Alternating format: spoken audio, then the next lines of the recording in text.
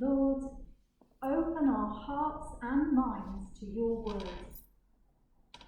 Plant in us the desire to know and learn of your will and purpose in our lives. Amen.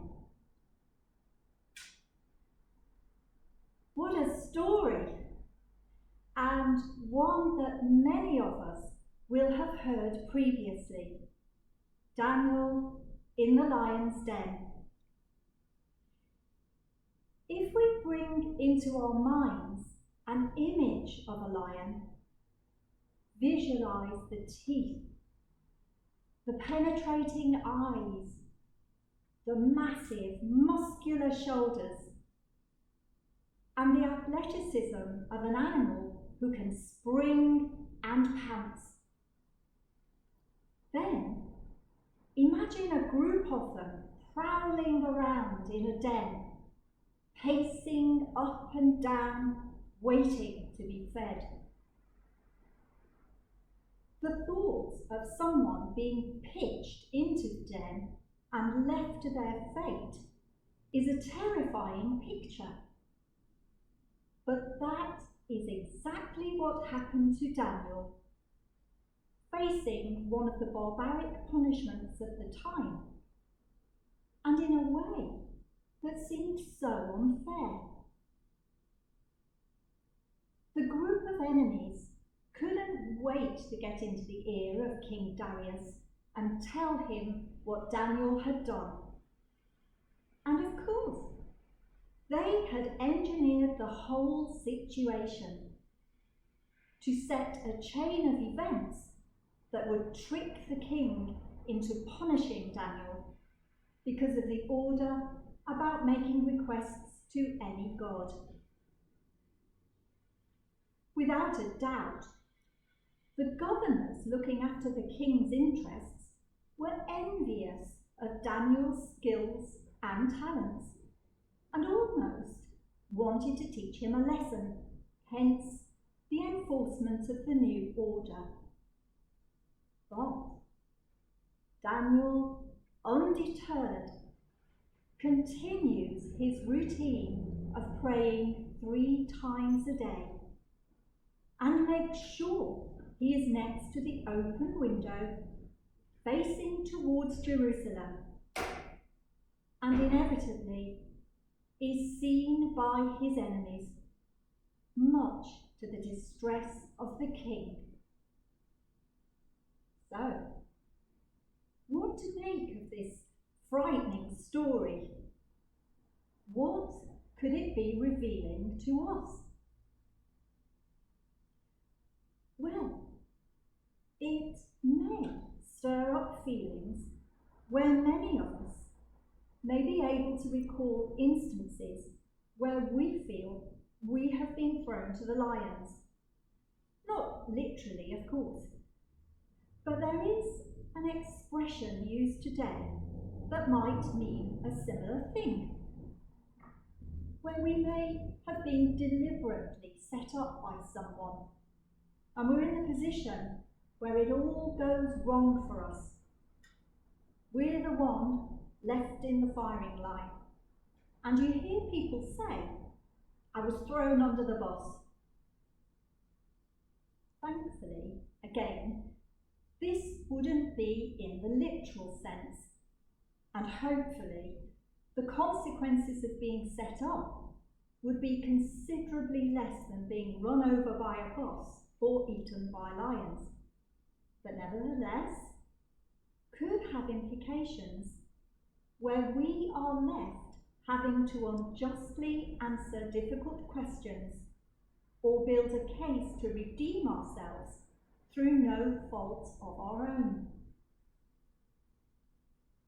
From this perspective, the situation Daniel finds himself in may be something we recognise, but the interesting part is looking at Daniel's response throughout it all and how God reveals himself, how he uses the whole situation to show his power and fulfillment of his plan.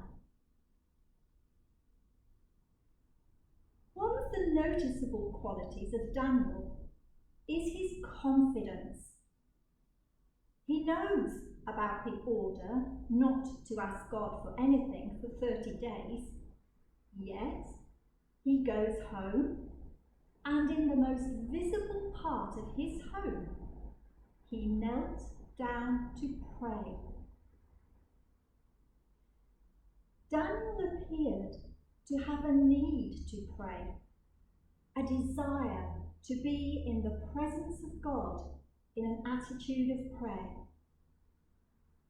Some of his confidence must have stemmed from drawing close to God, being filled with inner peace, knowing that whatever scary situations were brewing outside of his window, his relationship with God was solid enough to help him weather the storm and display that steady confidence that kept him sure-footed and rooted in God. The discipline of regular prayer would also have sustained him. Because he spent time with God every day, his awareness of God, his knowledge of what God is like, would have grounded his surety and reassured every fibre of his being. We only have to think of when we haven't seen someone, maybe a friend, for a while. It can change the relationship until we're able to spend some time with them again. Relationships have to be fed, nurtured, in order to thrive. And Daniel had that connection with God. He knew God and therefore had confidence in him. This in turn bore fruit. Because Daniel was sure of God, he had a clear idea of what God's direction was for him, what plans God had for him. And that too must have added to his confidence that whatever may be against him, God would take care of him. Then the order came for Daniel to be arrested and thrown into the pit of lions with the comment, "May your God, whom you serve so loyally, rescue you." A terrifying, stomach-churching moment, but seemingly Daniel accepts what is to happen. And we see Daniel's steadfastness revealed in the story, how he doesn't give up. It could be so easy when we feel threatened, or we see trouble brewing because of our faith, to be reticent, withdraw, almost melt into the shadows, anything that might deflect away from standing firm and declaring, "This is what I believe." Daniel must have known there would be consequences for him by continuing to pray and go against the new order. Yet, he stands firm and does the very thing that is going to result in punishment. Not because he's being antagonistic, but because his prayer time is an important part of his life and his communion with God. We can imagine he wouldn't have only been praying for himself, but for all those who had plotted against him, and for the king. Daniel knew he could turn to God and place the troubling times into his hands that God would bring about what he ordained. The next morning, when the king anxiously calls out to Daniel, he discovers he is alive and unharmed. Daniel describes what God has done, how he has saved him, and much jubilation follows.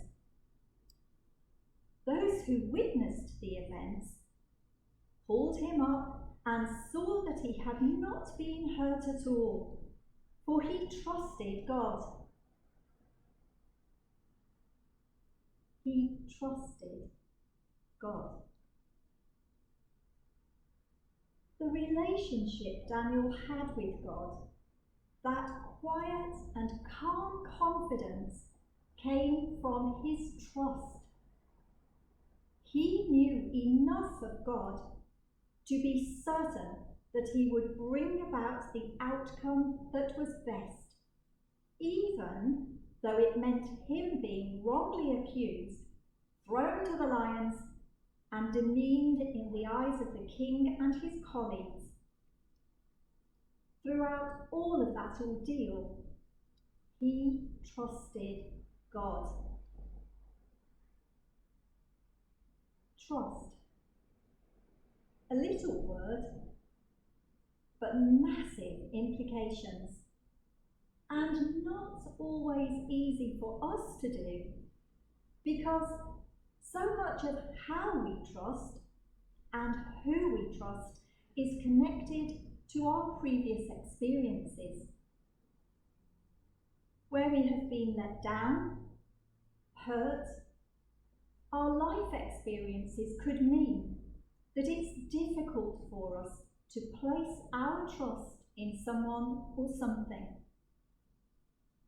Broken relationships, duplicity, untruths, and general human failings can mean that we sometimes take a more jaundiced view of being able to trust, especially where in order to trust fully, we have to let go of ourselves more. It makes us vulnerable because we're not fully in control. We're opening ourselves to the possibility of being let down again. I suppose if Daniel had felt like this, they would have been dragging him to the den, kicking and screaming.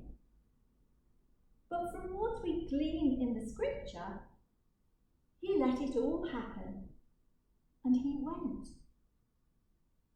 Why? Because he knew he wasn't placing his trust in just anybody. He had it firmly placed in God. And he isn't going to be like our human experiences. We, like Daniel, can fully trust him. Peppered all the way through the Bible are encounters of people with God, where he comes up trumps, and particularly where it seemed highly unlikely it would happen. But because of the trust displayed, blessings and fruit followed. Think of David, the shepherd boy, facing Goliath.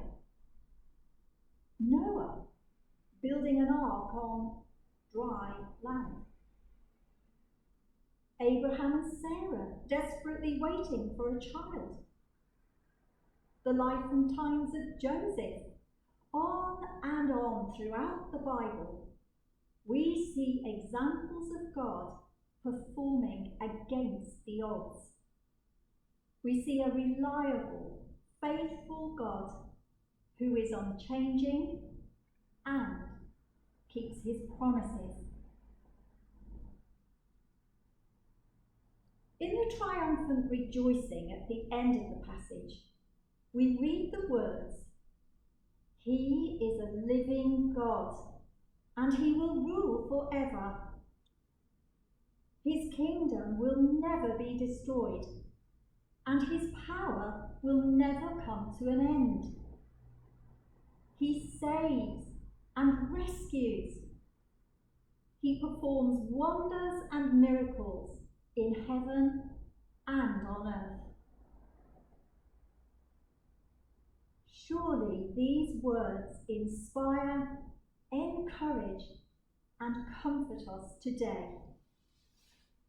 If we can place our trust and confidence in God, who is the same yesterday, today, and forever, then it may help us to come to terms with those things which we can hold on tightly to, which hamper our relationship with God.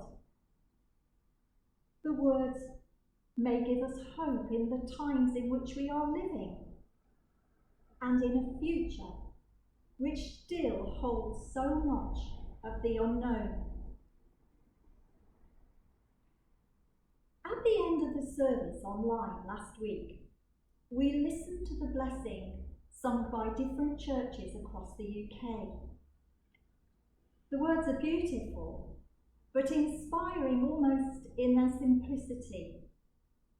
It's the blessing that begins with, "May the Lord bless you and keep you." And later on in that version of the song, they sing, "He is for you." Knowing that God is on our side, our cheerleader, our protector.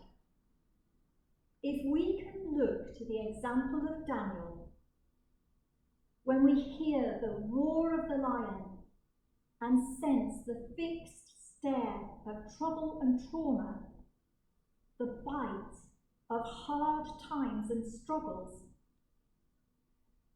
we can hold on with confidence and in trust to the living God, who above all is our shield, our hope, and our defender.